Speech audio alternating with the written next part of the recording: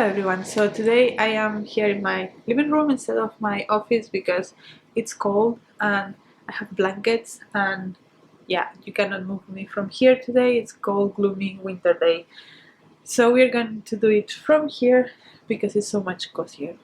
So what I want to talk about today is the Warwick Prize for Women in Translation, and in my plans for 2025 video I talked about wanting to go through all the long list that has happened so far, which the prize started in 2017, so it's not a massive amount, and just see a little bit how much I like the books, because I read all the winners and I have really liked the winners, and the books that were there that I had already read in shortlist and longlist I often also really enjoy. So I thought it would be a good idea to go through the longlist and see a little bit my feelings of the prize overall, and like have some stats as well at the end to see if it is really a prize that I want to read the long list every year or the short list, or how do I want to approach it. So the long list for 2017 is 16 books. I have not read all of them. I have read 14 and I'm not going to read the other two because the other two are poetry collections that are very difficult to get my hands on, and I'm not naturally attracted to poetry in itself, and then if I have to pay like 30-40 euros for a poetry collection, I'm just not inclined to do that. So those two books we're just going to sadly ignore because again I cannot get my hands on them. And those two books are The Art of Being a Tiger by Ana Luísa Amaral and The Ghost Road by Alexievich, something like that. And that one, actually the last one was in the shortlist, but it's out of print now as far as I could tell, so really hard to get my hands on that. I've read the other 14 and I'm going to start by the least ranked to the most ranked in my list, and I'm going to share also a little bit of stats of my star ratings. I normally don't share that here because I think my average star rating is lower than the average person average star rating, so people might think that if I give, I don't know, a 3 it's bad, but a 3 is good for me because 2.5 is the middle. So 5 stars is something like my favorite of all time. 4 stars is kind of my favorite of the year. 3 stars is like, it was fine, I enjoyed it, probably not going to stay with me. 2 stars is like I didn't enjoy, and 1 star is like actively offensive, and 0 stars is like this book should not exist. So that's kind of my rating. And the first 2 books that I'm going to talk about, they both got 2.25 stars. The first one is Swallow Summer by Larissa Boehm, and I think the reason I gave 2.25 stars to this, first of all, was a short story collection. I cannot tell you anything about it. I read it maybe 5-6 months ago. I have no recollection of that book. I don't think it was very impactful or anything, and that made the shortlist, so interesting. The other one, which was in the long list, was The Dutch Maiden by Herta Müller, and this was about a girl, a teenage girl, a Dutch teenage girl that was into fencing, and she was in like it was set around I don't know if it was the First World War or the Second World War, one of the world wars, and it was about her growing up and having an affair with her fencing teacher, as far as I remember, which I was not into. So those two I didn't like personally. I think probably the Swallow Summer one was a bit better, but I just didn't like because it doesn't speak to me at all. It's short stories, so that's that. Then the other next 2 books have a 2.5, which, as I said, is middle road for me. It's like, it's not necessarily a bad book, it's not necessarily a good book, it's just a very average book. And the one in the long list was Mirror Shoulder Signal by Dorothy Norse, which was about a woman learning how to drive and like musings in life and her relationships with people and stuff like that. It was boring, honestly. I didn't gain anything from it, so I remember when this one came out, a lot of people were reading it, and I don't, I don't know why, but I also don't remember massively positive reviews of it. So maybe it was just good marketing. Um, and then the one that made it to the shortlist that has a 2.5 for me is Swallowing Mercury by Bela and Greg. And this again was short stories. As far as I remember, I enjoyed this one a little bit more. Like the stories, some of them actually not bad. But again, short stories are not my thing. I always forget all of them as soon as I read them. So again, I cannot tell you any of the topics or anything. So yeah, I was not taken by this one or anything. Um, the next two books were both in the long list, and they both got a 2.75 for me, which again 2.75 is slightly better than average, but it's just one of those books that you read and you enjoy, and then you never think about it again, kind of situation. And the first one that got a 2.75 is The Songs of Seven by Tonke Dragt, which is a children's book. So maybe that's one of the reasons. But it is, I was particularly interested to read this because it's a classic Dutch children's book. So one of those books that probably my colleagues would have read as children. But obviously, because I am not Dutch, I have never read it. And I felt it was very messy. It was kind of, I guess there was a lot of wordplay, which probably works better in Dutch. I read the English translation, but it felt like nothing was explained on the main character. So the main character is a teacher in this school, and then someone tells him that there is this small boy in this castle that is kind of enchanted or something that needs a tutor, and then he's like, yeah, sure, I'll get that job. But there is like in between, there's a lot of magical stuff and sort of almost kidnapping of him and stuff. And he never questions anything that's going on around him, and I found that very strange.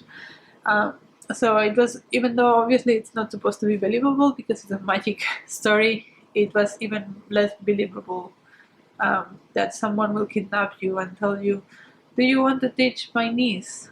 And you'll be like, yeah, sure, that sounds fine. So yeah, I was not super in love with this. Maybe if I read it as a kid in Dutch would have been better, but not super impressed by that. And then the other one is Life Begins on Friday by Iona Pârvulescu, which is actually the one that I have read the closest to now. I read it a couple of weeks ago, and it's the last one of this list that I finished. And it was very quirky. It was trying to be very quirky and fun in the way that it was telling the story, but the story was not that interesting. It's about, I think it was set in the late 1800s, and they find this boy in Bucharest, and nobody knew where he came from, and everyone is kind of trying to make his own or her own like things in their mind about what this guy was doing there. And yeah, as I said, it was supposed to be funny, I think, but I just didn't find it funny, or like the quirkiness didn't work with me. So I don't think this is a bad book, but it's just not a book that is for me. And then I have a bunch of 3 stars. I think I have 5 3 stars, including the winner. I gave 3 stars to the winner. And yeah, and the rest of them were on the long list, so no particular order. I'm just going to start with Record of a Night Too Brief by Hiromi Kawakami, which it's again short story collection. I don't know why there were so many short story collections in this list, but there were. And again, I read this a while ago and I remember nothing of it, so forgive me for that. But yeah, this one was a little bit better for me because the stories were longer. There were only 3 stories in the book, so each story was like 50 to 70 pages long. So that works a little bit better for me. I can get a little bit more out of the story. But yeah, I believe is Japanese, but it reminded me of Course Bunny, which is a Korean book of short stories as well. They were very like gross, and like I don't know, they were not as gross as Course Bunny, but they were not pleasant to read, let's say. And that's just not my thing. I think it's one of those books that's it's well written, and I can appreciate that other people might like it, but it's just not my kind of thing. So I gave it a 3 because that's what a 3 often means to me. It's like it's not a bad book, but it's just not something I want to read necessarily, or it's something that I want to read and never think about it. Then the next one I got a 3. This one is a higher 3, I think, and I read this a while ago. It's Fever Dream by Samantha Schweblin. This is a novella about the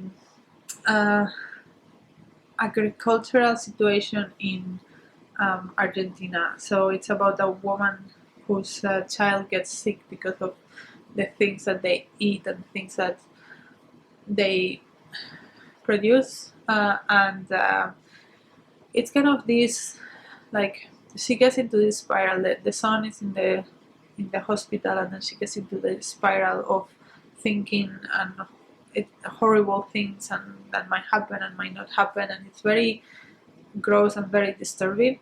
And again, it's something that I think a lot of people enjoy and a lot of people get a lot of out of, and I appreciated the themes that I was trying to touch.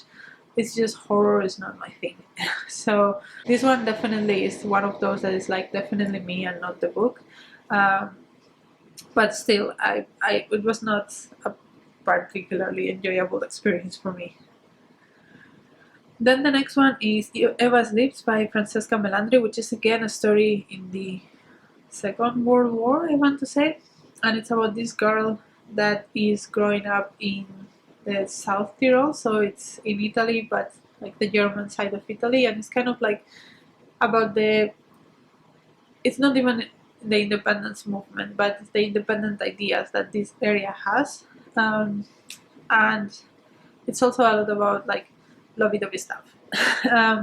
So I didn't care about the love stuff, but I found it interesting that I've never read before about the ideas of independence of South Tyrol. I was going to say independence like struggles, but it's not even that. Like the book itself is like, why can we not have a normal independence movement like other places do? So it's a bit tamed down from a movement, but it is an idea that is running around that they should be independent, and I think I really enjoyed that part of the book. But other than that, everything else was a little bit average. Then the next book that I got at 3 stars is The Fox Was Ever the Hunter by Herta Müller, which again is it's about the time in Romania where Băsescu came to power, and it was very oppressive, and everyone was kind of afraid of the secret police situation and all of that regime kind of thing. And I did like the story of this one. It is a fairly, I would say maybe fairly standard story in the sense of like an oppressive regime. Everyone is trying to hide things and move around the regime and stuff like that.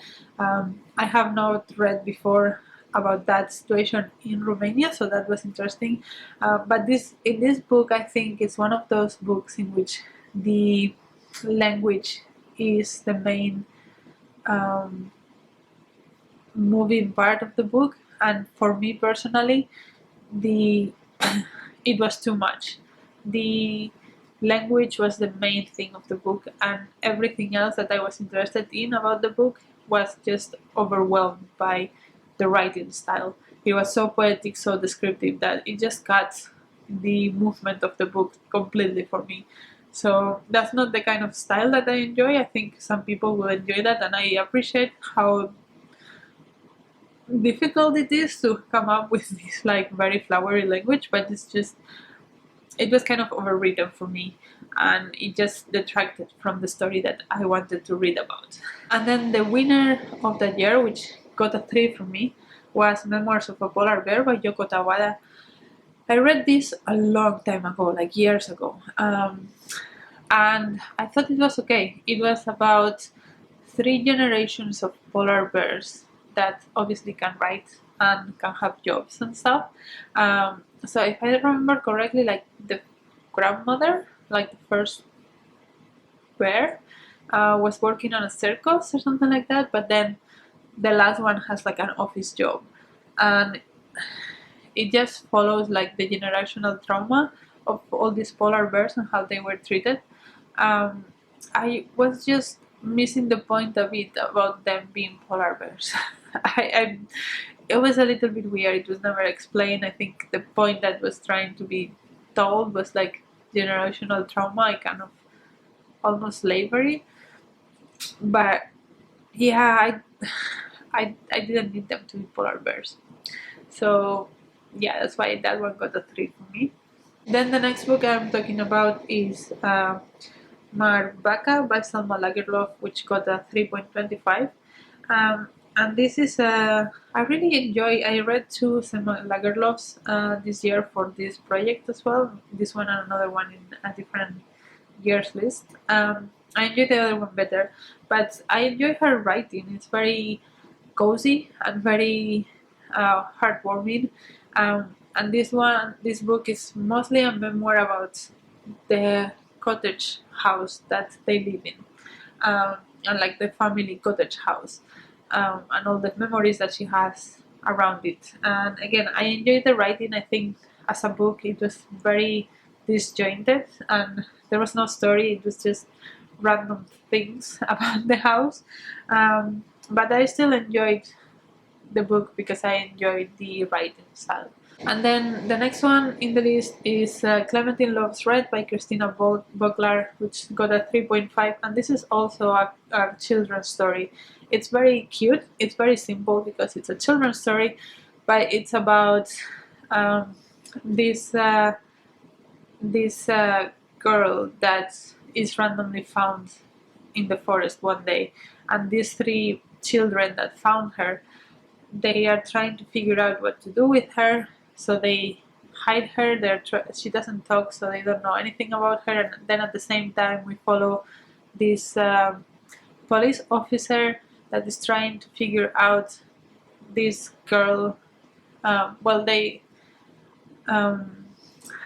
this girl that they are trying to find, and they both think that the name is Clementine, but she's not Clementine. Clementine, someone else that we find at the end. It was just very simple and very cute, and I enjoyed it. And then my top book of this year was Second Hand Time by Svetlana Alexievich, which got a 3.75. And as I said, that is almost a 4, and a 4 is like a favorite of the year. This didn't quite make it that much, but I think that this was very good. I had read the Chernobyl book by Svetlana Alexievich before, and I found that a little bit too repetitive and too samey to be that long. So I was a little bit hesitant on picking up this one because this one is also pretty long. But I actually found that this made a lot more sense being that long, because this book is mostly non-fiction interviews, different kinds of people about their experience of living within the communist regime in the USSR. And I think the reason why this works so much better is because there are so many more different experiences of that. Like in the Chernobyl, like obviously everyone didn't think that was a good idea that Chernobyl exploded, and everyone was suffering from different types of cancer, and you see the short-term consequences and the long-term consequences. But in this one, you do see people that supported that regime and were happy with that regime. You see people that were against the regime. See people that were just trying to survive and didn't care about the politics.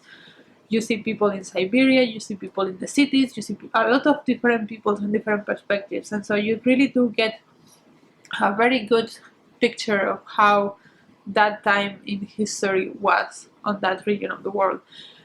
And I thought it was very well done, very well edited, and very, like, it was just a lot easier to read than I expected it to be. not in thematically, but more in like the way that it was told and organized. It was it flew very well. So I was very happy to have finally read this. It's one that I have been eyeing at for very long, and I finally read it, and I'm very happy that I read it, and that it was my favorite book of this whole list for the Warwick Prize 2017.